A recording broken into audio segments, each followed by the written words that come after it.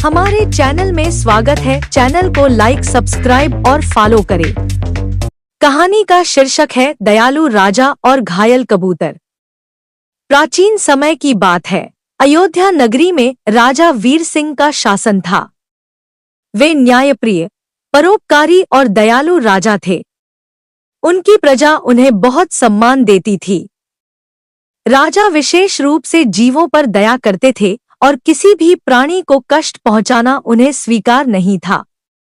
एक दिन राजा वीर सिंह अपने महल में दरबार लगा रहे थे। तभी एक घायल कबूतर उड़ता हुआ आया और उनके आसन पर गिर पड़ा।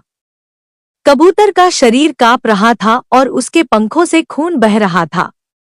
राजा ने तुरंत उसे उठाकर अपनी गोद में रख लिया और धीरे धीरे सहलाने लगे।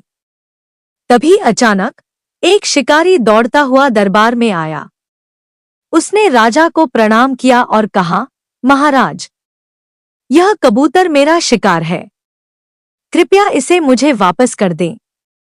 राजा ने शांत स्वर में उत्तर दिया, यह कबूतर मेरे शरण में आया है।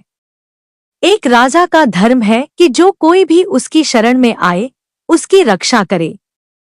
मैं इसे तुम्हें नहीं दे सकता। शिकारी बोला, परंतु महाराज, मैं भूखा हूं और इस कबूतर को पकड़कर अपने भोजन के लिए लाया था।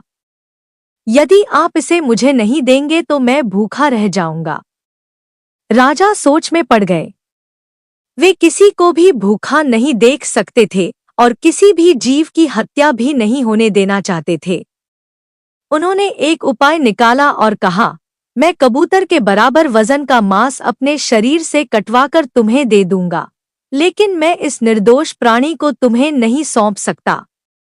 राजा की यह बात सुनकर पूरा दरबार स्तब्ध रह गया। राजा ने अपने सेवकों को आदेश दिया कि वे तराजू लाए।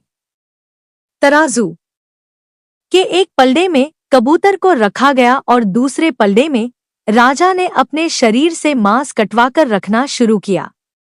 लेकिन जैसे जैसे वे मांस रखते गए, तराजू का पलड़ा बराबर नहीं हो रहा था। राजा अपने पूरे शरीर का मांस देने को तैयार हो गए।